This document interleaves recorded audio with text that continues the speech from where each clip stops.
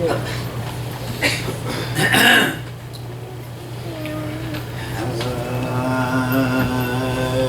woke up this morning with heaven on my mind. I woke up this morning with heaven on my mind. I dreamed of a train, a glory bound train, and I just wonder if my children will be on that train. Yes, I wonder if my children will be on that train. Yes, I wonder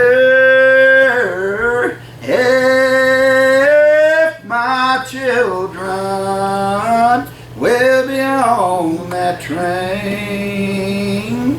It's a gospel train, and it's running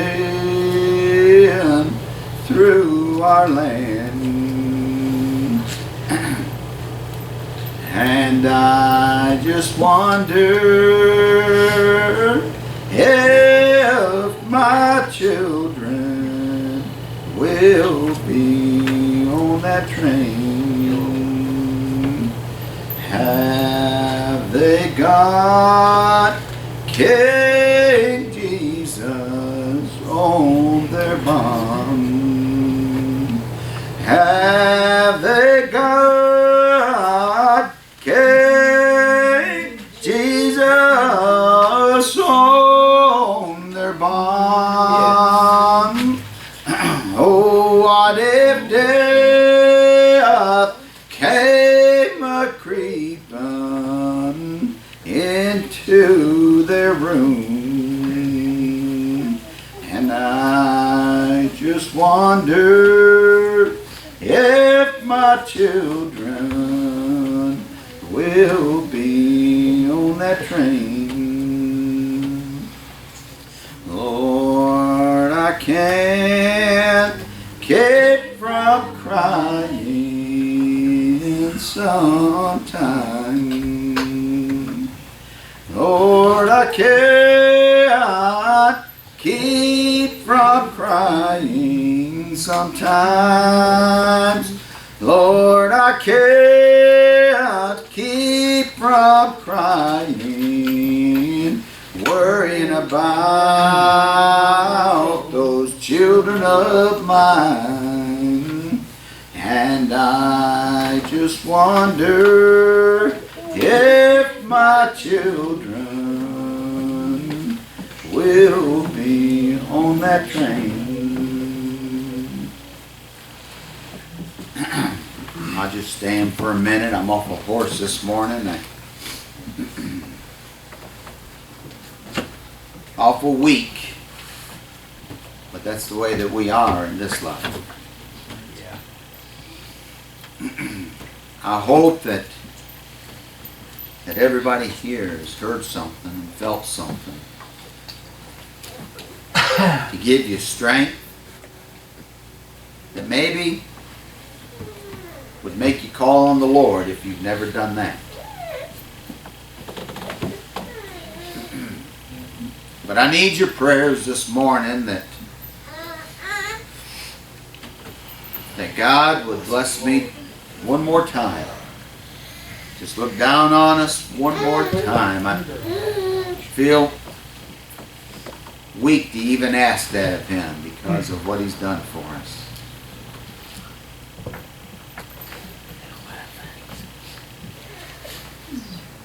This morning I just want you to understand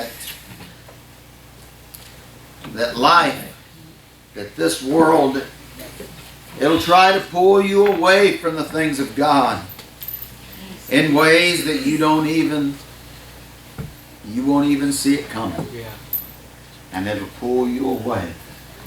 Because this world we live in, it just wants to teach us that just any old way is okay. Yeah. How many people, Brother Mark, have you heard through time always say, well, I never hurt anybody, I'm all right. Yeah. Understand. But listen to me, you can't be good enough to somebody to get a home in heaven. No, that's right.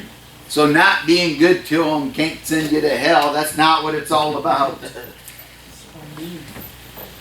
Listen, there's only one thing in this world that'll send you to hell, and that's not being born again. That's right, man. That's all there is to it this morning. I can't put it any plainer than that. But I do know that this world, the devil, has got so many traps set out there. Yeah, he does. Yeah.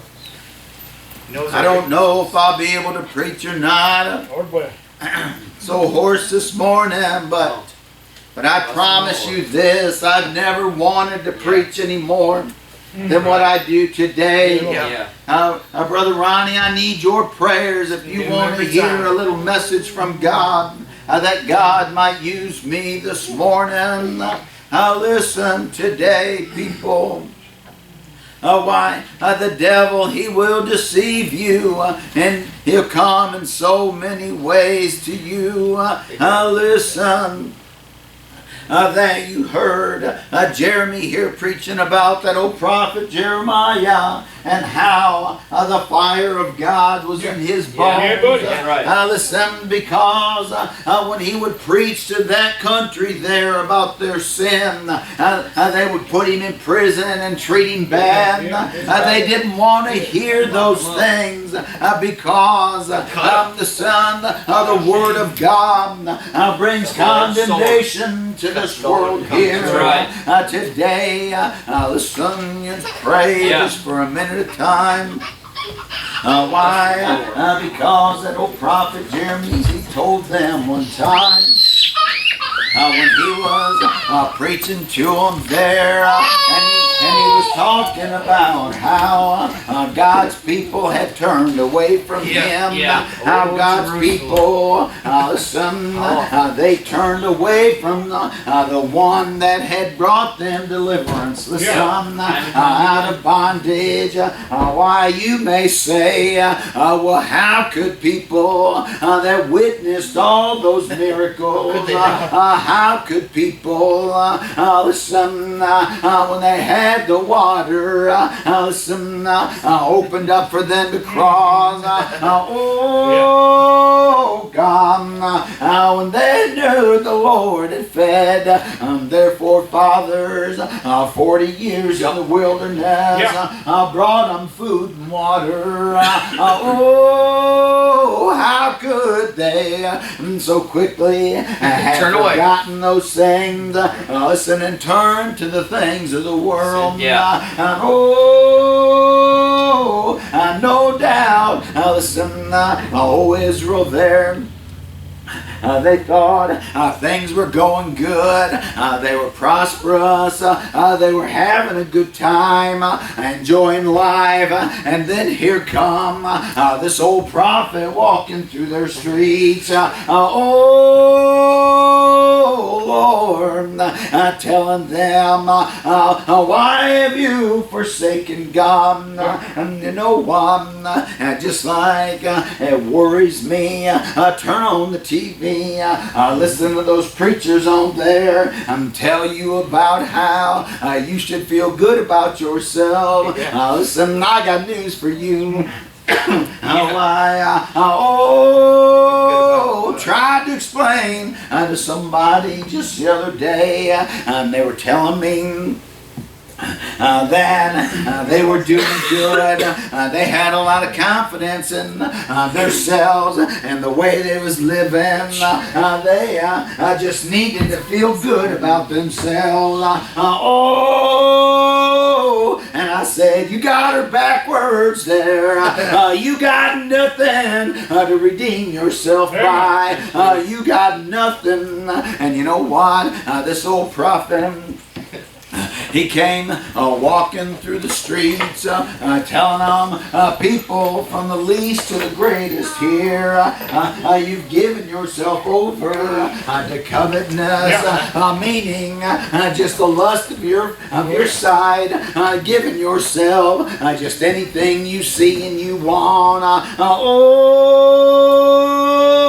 He said, and from the prophets that you've got, listen right down to your priests, they're all dealing falsely with you because they're telling you why not to worry, there's peace everywhere. They're telling you, listen, and he said, you know what? Their very prophets and their priests tried to smooth over their conscience. Listen, he said, they've healed also the hurt of the daughter of my people, saying peace, peace, when there's no peace. You know what they were? They were feel-good preachers. Listen, that's all they were. I'm telling everybody we're doing good. We're all good people here. But Lord, and he says, you're no longer ashamed, listen, in your sin. You're no longer, listen, you don't even blush anymore. Lord, people, I'm telling you, why. That's the way the devil works. He just sneaks in and he eases your conscience along the way. I go to church sometimes. I try to have a job, take care of my family. See, I'm a pretty good guy.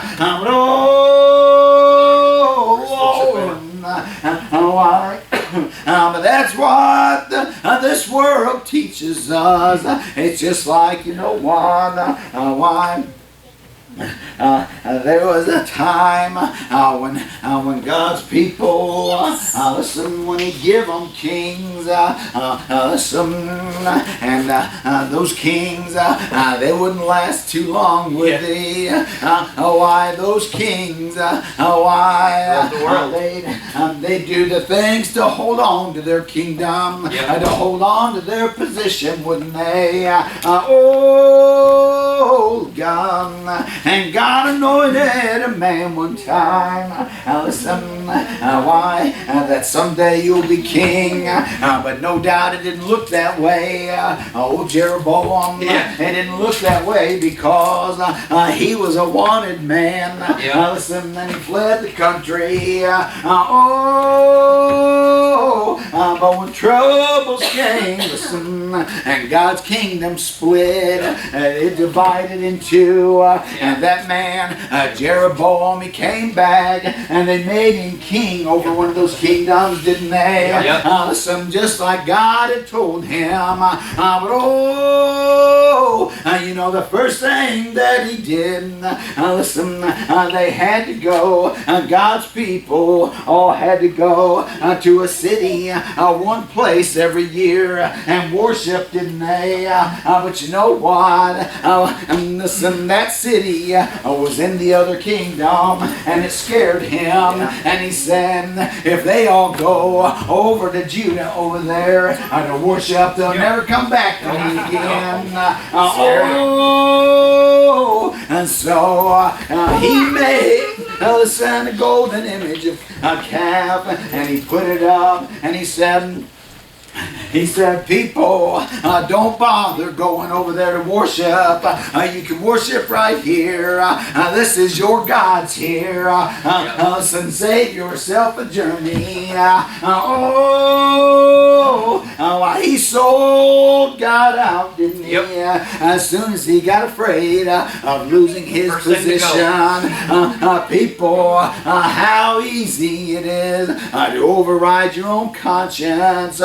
even Saul, listen, when he was persecuting the church, and Jesus came to him and smote him down, and he said, Saul, it's hard for you to kick against the pricks. It's hard for you to do this thing that you're doing. Listen, but he was doing it anyway. Oh, Lord, people, there's only one road, there's only one path. Listen, that's going to get you to heaven. Jesus told them, enter in at the little narrow gate, at the straight gate, and walk that little narrow path. Listen, because wide is the way, wide is the path, listen, that lead to destruction. Oh, it amazes me how many different ways they can come up with to try to ease everybody's conscience. Why? And you know what the problem is? It's usually the churches that's doing that. I find when I try to talk to somebody that, listen, they're not Christians. You know why? It seems like the first thing I got to overcome is religion with them. You got to get that religion out of your head. Why? My salvation is not a religion. It's my journey. It's my ticket home. It's between me and God today. And you know what? I mentioned earlier about why you don't stand on the street corner waving a flag. Listen, drawing that kind of attention. That's not the way that it works. God's people, why? Just like old Elijah when he was hiding in the cave. Listen,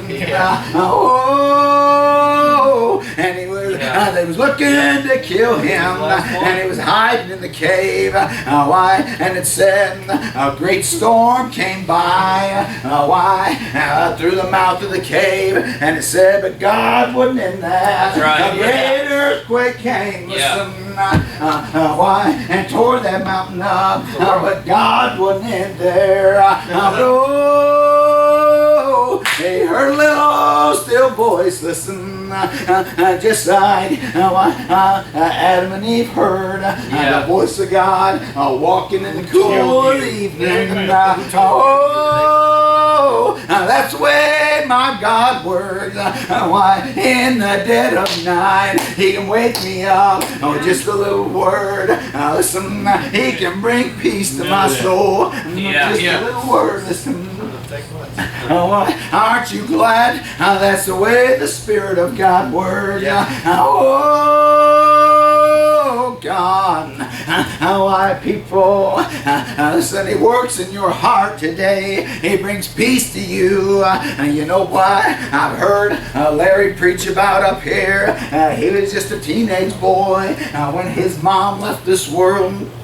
I heard him. I've heard him preach about holding her in his arms. Listen, nothing left of her. Why? This world had withered her away and wore her down and took her out. And you know what? He said, he promised that little grave there that, listen, Mom, I'll meet you in heaven. But you know what? But then the world got him and took him thousands of miles away from home, and he lived that wild life. Listen, I show you how God works. He talked about them. He talked about it this morning. Listen, when we laid his daddy down, why? And God blessed us to preach a little bit over that little old patriarch. Listen, and and I watched Larry stand in front of that coffin there. Listen, and I heard him say, thank you, Dad, that you taught me right from wrong. Thank you, Dad, that you raised me the way you did. I'm going to see you again. Oh, come. People, that's the God I serve. Listen, He's in my heart today. Why I know that there's many broken hearts this morning, it being Father's Day. Listen, Ronnie, you know how people are mourning this morning. But my Lord, He's got a better morning coming. My God, listen, He wipes away the tears. You better cry, I'm here, because when I get home, there won't be no crying over there. Oh, God.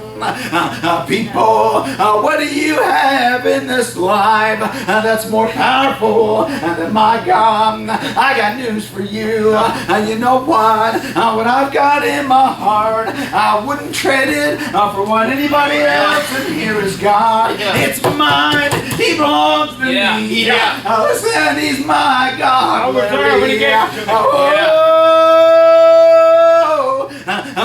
And I know on that morning we're going to have that family reunion then. You know what? I may or may not get to see my dad anymore in this life. Maybe in a few weeks I'll be able to make it up there. But you know what? That's all right, because we're going home. We're going to the same place, and this life, it's only temporary for me. And you know what? It'll be when we get home. Listen, there won't be no wheelchairs. There won't be one single hearing aid up there. People, and you know, the other night when Larry, I had a dream the other night. Listen, and I went back. I was back in time a little bit, and there was so many of my old friends around, and my family and church people, and then my dream, I knew, and the time wasn't right, and I remember thinking, look how good they look, look how good they're doing, and I would even laugh a little bit and say, that one ain't changed at all, and they're still the same way. Oh, God. Listen, and you know what? I saw my mom and old brother Roy Hudson, and they was huddled up on the porch talking, and I smiled myself. That's the old man that baptized me. He was moderator of our church up there. Listen, from the 60s all the way on till he died. And I remember thinking that dream, look how good he looks. I used to call him Pepaw because I never met either one of my real Pepaws, and I grew up calling him that. Listen, and he's the man that walked me out in the water when I was just 17 years old. And in that dream, I saw him and Mom talking, and I said, there they are again. No doubt they're talking about church and church work and stuff. And you know what? And it was a good time. But then everybody started leaving, and the crowd started thinning out, Brother Ronnie. And I began to get a little worried. And I saw my mom walking away. And you know what? I hollered for her, and I went over to her, and I hugged her, and I began to cry in that dream, and I was just sobbing. I said, Mom, I don't want things to change. And she said, I know, honey, I know you don't, but it's going to be all right. Listen, I'm telling you, it's going to be all right, because there's a man that's got us just like that. There's a man, he's got his arms around us. Listen, there's a man, I'm trusting him. I laid my life down at his feet. Oh, God. I can't wait to see him. It's going to be the first one I look for when I get home. Are you ready to go?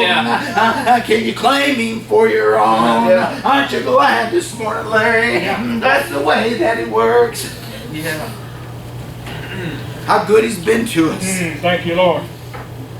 There's only one way, and it's a good way. That's the crazy thing about it to me. Yeah. That wide road that everybody thinks is okay, it's not half as sweet as that little narrow road. Nobody. You know what? That wide road, it's never comforted me at night. That's right. The ways of this world, it's never, listen, brought peace to me when I was worried. Nobody. That wide road, it's never heard me cry. Oh, the sun, when the things were just out of control. But my Lord, He's always there. Let's get us a song and we'll bring our little meeting to a close. But I just want to say that this church don't save you, but we found it to be a good home. Yeah. We found it to be a good home for the saved. It gives us a chance to come together and show this Hey, world Lord. this is who we serve. This is where we stand. Amen.